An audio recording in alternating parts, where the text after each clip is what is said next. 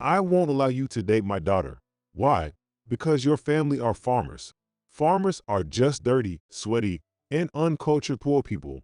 I won't let someone like that marry my daughter. But that's. Furthermore, I'm transferring you to a regional branch. You will break up with Emily. Are you going that far? Yes, I must discipline someone who secretly dates. Reflect on your actions. The next day, I received transfer orders and was sent to regional office. Emily's contact information had been changed. I couldn't contact or see Emily anymore. I resented the vice president. What's wrong with being a farmer? I'm proud of my parents and brother. I'm John Smith, a 28-year-old employee. My family home is a farm in the countryside. My parents have passed away, and now my brother runs the farm. After being transferred and settling in, I took a long weekend to visit home. I always help out with the farm work during holidays. When I got home, I heard cheerful voices. Uncle, That was my nephew, my brother's son Danny. Uncle, hello. And that was my niece, my sister's daughter Megan. Back at last. You two are always so lively. We eat Dad's vegetables every day. Dad's veggies are the best. Haha. Uncle came back for the tasty veggies, too. Hey, Megan, go call Dad. Okay. Danny is in 3rd grade, and Megan just started school. They're both adorable. I always admire the farm-like names my brother gave them. Led by Megan, my brother arrived. Hey, bro, I'm back. Hey, bro, welcome back. You lost some weight. Eating properly. Living alone can lead to poor eating habits. That's why I keep telling you to get married. Marriage. The last word I wanted to hear. Welcome back, John. Always feel bad for taking your holiday. Aren't you missing out on dates with your girlfriend? My SIL, Linda, looked young for a mother of 2, but she was a tough woman. But SIL, that's a taboo topic for me now. I just made tea. Why don't we have some together? Yeah, just change first. There's plenty of work to be done. I'm counting on you. As demanding as ever. Of course. Our family motto is he who does not work, neither shall he eat. The honest family chatter was a relief from my negative thoughts. First task, can you plow the west field with a tractor? Do it carefully. Sloppiness is disrespectful to the veggies. Roger that. Modern farming is quite mechanized. People who can operate tractors and combines are highly valued. I immediately set to work plowing the western field with a tractor. The kids ran around in the harvested fields, along with our Shiba Inu named Debbie Zoe. It can be written in the same kanji character as a famous kabuki actor. We also have a cat named Tamasa Baro, which also has the same kanji character as another kabuki actor. Their names were given by my SIL, who loves kabuki theater. My brother and SIL were busy loading harvested vegetables onto a light truck. Watching this scene, I felt an inexplicable sense of peace and even enjoyment. Hey, time for lunch, everyone, called my brother. The children, Danny and Megan, ran towards the truck. I stopped the tractor and headed over as well. I wiped my hands with the towel provided and sat down on the spread-out sheet. Here's your tea. Thanks. Much appreciated. Mom, I want salmon. I want cod roe. Just pick whatever. It's a surprise what's inside. Oh, Mom's not being nice. Danny sulked, but Linda paid him no mind. I grabbed a random rice ball and began to eat.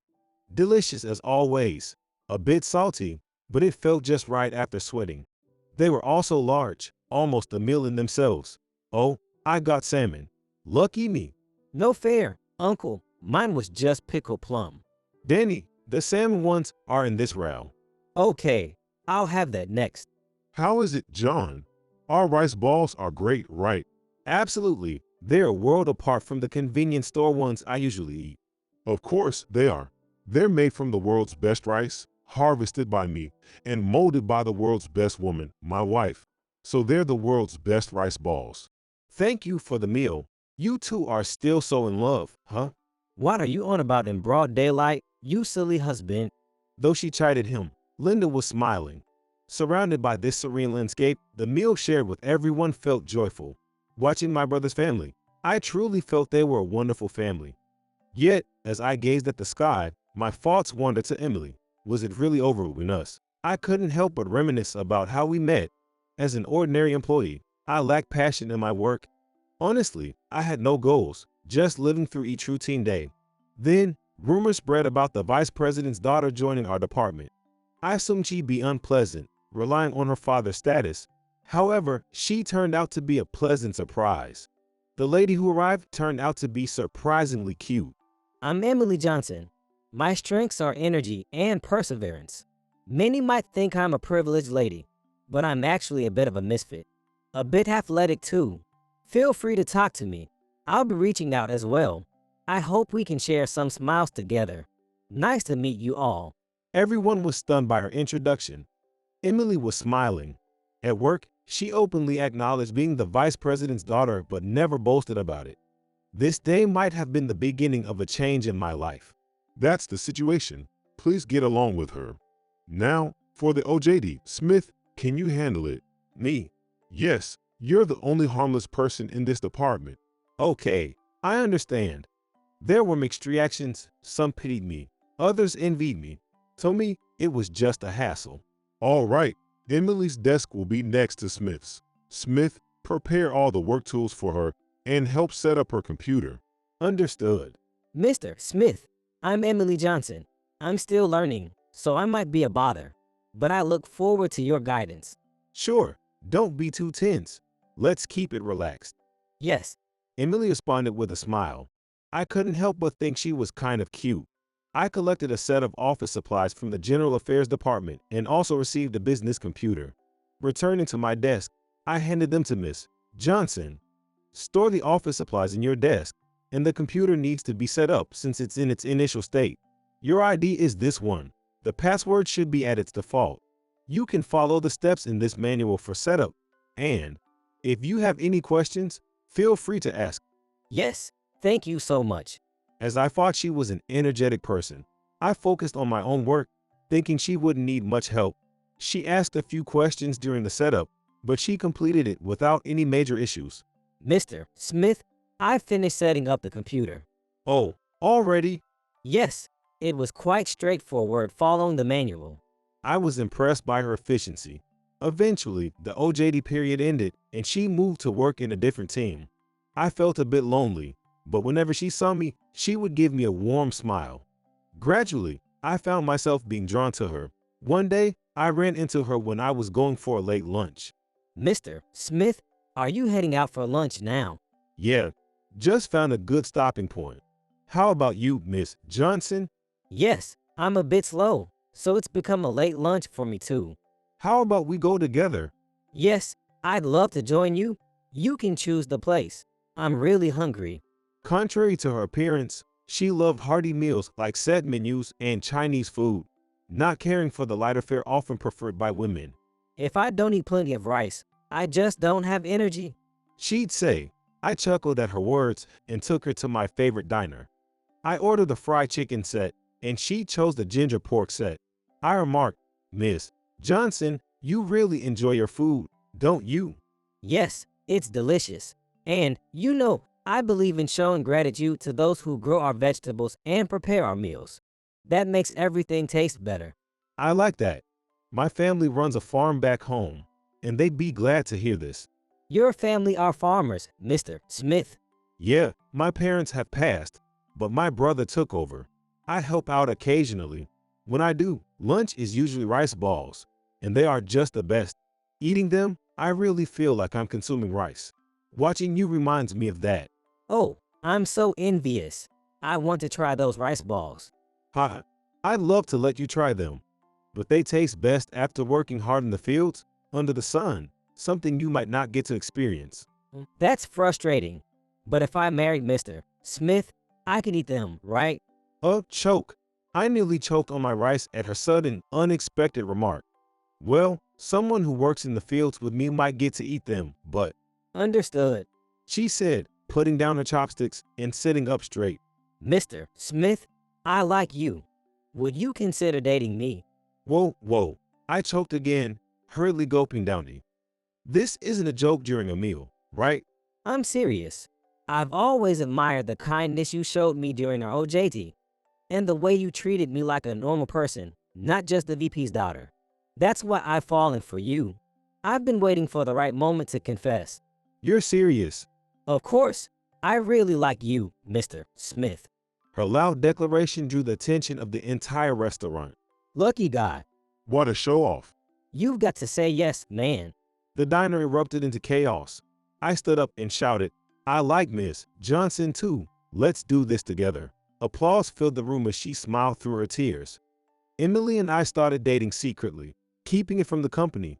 We managed to hide it for a while, but then one day, her father, the vice president, found a mail I'd sent her. Enraged, he transferred me to a remote branch. Reflecting on it, I felt the weight of my own helplessness and frustration. After finishing the day's farm work, I took a bath to wash off the sweat. The family meal, usually a solitary affair for me, was lively and enjoyable with everyone. The kids eventually went to bed, leaving my brother, his wife Linda, and me drinking together. The drinks shifted from beer to shochu, and we were quite tipsy. Hey, Linda, when you married my bro, did your parents oppose because he was a farmer? Not really. My family was also from a farming background. Were you worried, bro? Me? I've never been ashamed of being a farmer. I'm actually proud of it. Why do you ask? You seem different today. Well, my girlfriend's parents found out about us and forced us to break up. Her dad is the VP at my company, and because of that, I got transferred to a rural branch. That's terrible. A guy like me, just a regular employee, doesn't stand a chance against the VP. Tears started to well up in my eyes. The VP said a farmer wasn't suitable for his daughter, called us classless poor people. Remembering that humiliation, I couldn't stop the tears. What nonsense. Who does he think grows the food he eats every day? Judging someone just because they're a farmer, that's outrageous. I felt so powerless. The guy's a VP, and within the company, I couldn't oppose him. My brother downed his shochu and said, Leave it to me. We'll show him what happens when you underestimate farmers. Yeah, let's take him down. Linda egged on. I cried myself to sleep that night, vaguely hearing my father and Linda talking, but I didn't remember much the next day. The next day, I was awakened by a cat punch from Tamasaburo. Hey, thanks, Tamasaburo. After making sure I was awake, Tabasaburo me out and then wandered off somewhere. Ah, jeez. This is a hangover. My head was pounding. Thirsty, I headed to the kitchen, where everyone was in the middle of breakfast. Oh, finally up. You look terrible. Your eyes are swollen, and your head looks like it's about to explode. Sorry, I've got a hangover. You did drink a lot last night.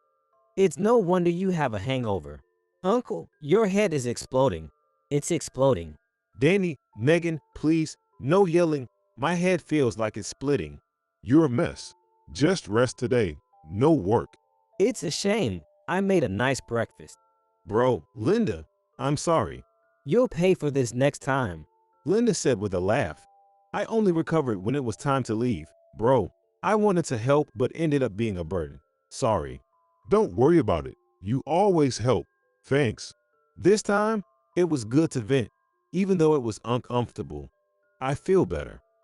Let's drink some good stuff next time. And about yesterday, leave it to me. I'll handle it. Just focus on your current job and come back anytime you want a good meal. He then smacked my rear hard. Ouch. You're always so rough, bro. That's my way of showing love. He laughed heartily. Thanks, bro. Linda, thanks for everything. Danny, Megan, stay well. I waved goodbye as I left the house.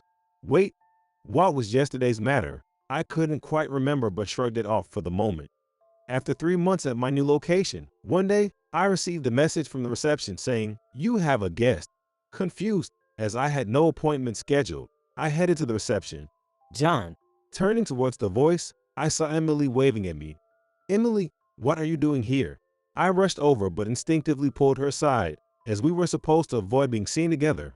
As I panicked, she laughed and said, It's okay now. Everything's been settled. Does that mean the VP approved? No, it's different. Then how? Well, I got my dad fired. Despite her words, she was smiling, leaving me speechless. Anyway, I'm still on duty. Can you wait at the diner near the station? Okay, I'll wait. Hurry up. I will. See you soon. After that, I couldn't focus on work. My boss noticed that and, You're no good for work today. Go home. He said, So I left for the diner where Emily was waiting. Sorry for making you wait. What happened? It's not the end of the workday yet. Well, my boss was considerate. Could I get some water? Sure, here you go. Thanks. After drinking the water she handed me, I felt a bit calmer. Let me tell you what happened. Emily began explaining everything. That day, the VP's comment, "Farmers are just filthy, poor people," spread around the company, causing controversy. Our company's food manufacturing division, which he managed, was affected. This division processed agricultural products and naturally had strong ties with farmers. Then, a crisis hit the factory's production line. The supply of agricultural products necessary for manufacturing stopped abruptly. Since our company prided itself on using domestic products, finding alternative sources wasn't an option. As a result, our ability to produce popular items ceased, and our performance plummeted drastically. Actually, my brother was the supply involved. When I told him about the vice president's disdainful attitude towards farmers, he and his fellow farmers were outraged. They stopped all shipments to our company and began supplying others instead. When the president learned about this from my brother and other farmer representatives, he was furious. Despite the vice president's attempts at an apology, the president's anger was unassuaged. Consequently, the vice president was removed from his position in the food manufacturing division. Furthermore, Emily became suspicious of the vice president's frequent late returns and sudden business trips. She independently hired a private investigator to look into his actions and uncover that he had a mistress within the company. Gathering evidence, Emily reported this to her mother and the company's president. Emily's mother, who is the sister of the president, was outraged upon learning this. The vice president, who had married into the family, faced severe reprimand. Fueled by the scandal following the affair and his disdain for farmers, "I'll give you back the words you said. The one lacking class here is you." The president chastised the vice president. The president's patience finally wore thin, and he ordered the vice president to resign. Emily's mother also banished him from their home, leading to their current separation. According to Emily, A divorce is probably just a matter of time. They'll surely separate. she said that nonchalantly. Subsequently, a transfer order was issued, and I was reassigned back to the main office. Emily and I happily resumed our relationship, but we had a serious conversation. "Hey, I've been thinking about something. What is it? Now that the vice president is gone, and I'm back at the main office, what about you? Do you still plan to stay with the company?" Well, with all the recent turmoil, I feel a bit out of place. "I understand. I feel somewhat uncomfortable too, given everything that's happened." It seems our concerns reached Emily's mother and the president. One day, Emily and I were summoned by the president. "Have things settled down for you a bit?" "Well, returning to the main office is good, but the aftermath of the entire incident still makes me self-conscious about people's stares." You two have become somewhat like the main characters of that whole drama." "Oh, even the president." "Haha, sorry. That wasn't my intention." The president's attempt to lighten the mood worked, and I felt a bit more relaxed hearing his laughter. The president said, "Today, I have a proposal for you both." "A proposal? What might that be?" "Well, I'm thinking of making the food manufacturing division into an independent company. I'd like you to work there as an employee. How about it?" he proposed. "So, you mean a transfer to this new company?" "Yes, that's right. After this incident, I've realized we lacked respect for our producers. We didn't empathize with them enough. I think it's best if someone who understands their perspective runs the company." "I see. That's your idea." "It's somewhat of a gamble, but I want to take that bet with you. What do you say?" he asked. I could only respond with a wry smile. "Sorry, but Emily and I have been discussing our future and have made a decision." "Oh." The president was taken aback. "If you don't mind, could you share what you've decided?" "Yes, we're planning to engage in farming with my brother." "Really?" This incident helped me rediscover the appeal of agriculture. I'm aware of the hardships my parents and brother faced, but there's also joy in harvest and pride in sustaining lives. My brother taught me that through this experience. That's where I see the allure. "Well then, I can't compete with that. I concede." "I'm sorry to turn down your kind offer." "No need to apologize. Your story reminded me of my youth, the passion that stirred my soul when I started this company. President, while I'm sad to lose you, I'm also happy to hear your decision. As a company and personally, I support you. Give it your best. Thank you, President. I express my gratitude. We shook hands firmly, sealing our mutual respect and understanding. I had already discussed it with my brother. He was thrilled and encouraged us. First things first, get married. It's unfair to Emily to keep things uncertain. With his support, I proposed to Emily. I was incredibly nervous, but of course, she said yes. After a whirlwind of wedding preparations and honeymoon, my brother showed us to a nearby house, once belonging to a retired farmer. Surprisingly well kept, it even had the farming equipment intact. My brother had acquired it, planning to let his children live there one day. It seemed a bit premature since his kids were still in elementary school, but it helped us save on startup costs. That's when Emily and I began our farming apprenticeship. It was tough at first, especially the muscle aches, but we gradually got the hang of it. Learning from my brother, we slowly expanded our fields and variety of crops. Certainly, at first, it was a series of failures, and apologized to the vegetables. My brother scolded us almost daily. One evening, collecting the withered crops, my brother said, "Eat these, they won't taste good, but remember, they're like this because you didn't care for them properly. They wanted to be eaten deliciously. Remember this sadness and regret as you eat." That night, Emily and I tearfully ate them. I knew farming wasn't easy, but this experience profoundly taught me the challenges and responsibilities of nurturing life. Eventually, we began to see some success, and when we were able to ship out vegetables that we had grown ourselves for the first time, my brother said to us, "Now, you've finally become a farmer. But this is just the beginning. Keep working hard." Hearing that, both Emily and I burst into tears. Danny and Megan teased us, saying, Uncle Ann and Emily are such crybabies. we were laughed at good-naturedly. My SIO chimed in. I understand. The beginning is always tough. You've got to keep pushing through. Both your brother and I are rooting for you. The most significant change was in Emily. From a lady of leisure to a farmer's wife, she embraced the physical labor and found joy in it. Moving feels good, and the food tastes better for it.